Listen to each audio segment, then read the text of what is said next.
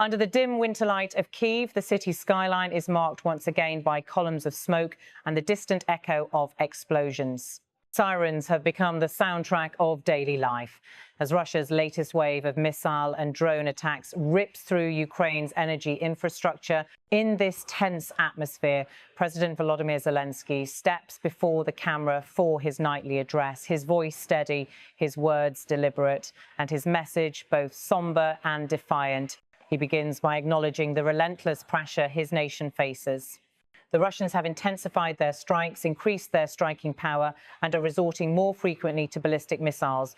We therefore need to strengthen our air defences, increase our materiel reserves, and conduct more precise and rapid operations on the ground, says President Volodymyr Zelensky, speaking directly to the Ukrainian people and the world. The message is not only a warning, but also a call for continued resilience and international support. Across Ukraine, the impact of the recent attacks is visible everywhere, from Kharkiv to Lviv, from Odessa to the Dnipro region. Power outages have become routine, forcing families to light candles as they huddle around wood stoves. But amid the hardship, there is motion repair crews, soldiers and volunteers moving with purpose. Zelensky's tone carries both urgency and gratitude when he adds, "Today, in most regions, repair teams are working tirelessly, public services are being restored, and restoration work is continuing." Despite the difficult situation, thousands of people are participating in stabilizing the network and repairing the damage. The president's words follow one of the heaviest bombardments in weeks. Russian forces have intensified the use of ballistic and cruise missiles, targeting transformers, substations and critical grid nodes that power cities and hospitals alike. Ukrainian officials confirm that dozens of energy facilities were struck overnight, leaving parts of central Ukraine without electricity for hours. Emergency generators hum across the cities, keeping hospitals and command centres online. In Kyiv, the Defence Ministry reports that Ukrainian air defence units intercepted most of the incoming threats, yet even a handful of missiles that break through can cause severe damage. The latest strikes have also shown a change in Russian tactics, with simultaneous attacks launched from multiple directions, stretching Ukraine's defences thin. For residents, the pattern is painfully familiar: a siren, a pause, then the thunder of explosions, followed by silence and darkness. Zelensky's address also serves as a rallying message to Ukraine's international partners. Behind his call to strengthen air defences lies an urgent plea for more Western systems, Patriot's IRIS-Ts and NASAMS, to protect cities from the increasing use of Iskander and Kinzhal ballistic missiles. Officials in Kyiv have been pressing Washington and European capitals for months, arguing that air defense remains the country's most critical vulnerability.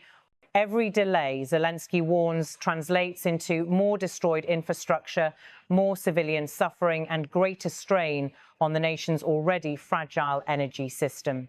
Tonight's speech also carries an undertone of resilience. Zelensky's references to the repair teams working tirelessly underscore a national effort that goes beyond the military front lines. Engineers, firefighters and energy workers, many of them operating under constant threat, have become quiet heroes of Ukraine's resistance. In the battered city of Kharkiv, linemen climb frozen poles to reconnect power lines. In Mykolaiv, crews rebuild shattered substations under the cover of night. Each repaired circuit, each restored light is a small act of defiance. The president's tone grows more determined as he emphasizes that these attacks, while devastating, have failed to break the country's spirit. In his words, the battle is not only for territory, but for survival as a modern, independent state capable of enduring under siege. His mention of faster actions on the ground suggests not just military countermeasures, but a broader campaign of adaptation, streamlining logistics, improving intelligence, and accelerating the production of drones and ammunition.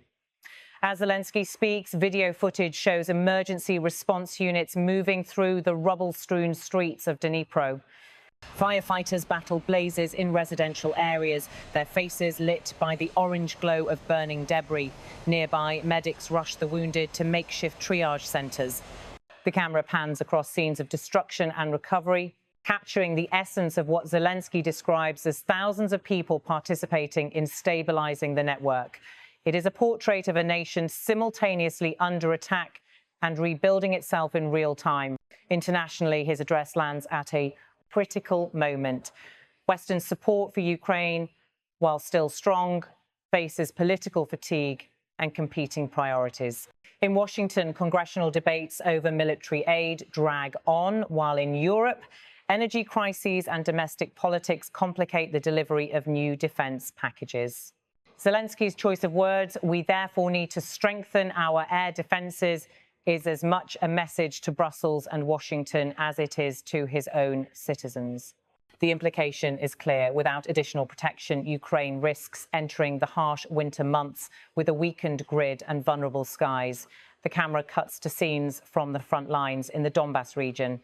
Ukrainian soldiers in winter camouflage hunker down in trenches, communicating through radios as artillery shells thunder in the distance.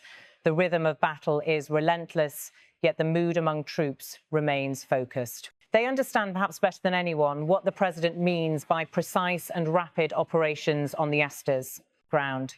In these frozen fields, every delay can be deadly, and every successful counterstrike buys precious time for cities behind the lines. In the west of the country, displaced families continue to arrive from areas hit hardest by the strikes. Volunteers in Lviv distribute blankets and food at temporary shelters, while children play quietly in corners, their laughter a fragile reminder of normalcy. Zelensky's government, meanwhile, has activated emergency funds to stabilize the energy sector, coordinating closely with European partners who have been sending transformers and generators to help Ukraine endure another winter of war. As the address continues, Zelensky's words take on a tone of unity, one that seeks to bridge the divide between the front and the home front, between exhausted civilians and overburdened soldiers. He speaks not as a distant leader, but as one of them, sharing the weight of the struggle. Each sentence carries an echo of collective endurance, the will to rebuild, to fight, to hope.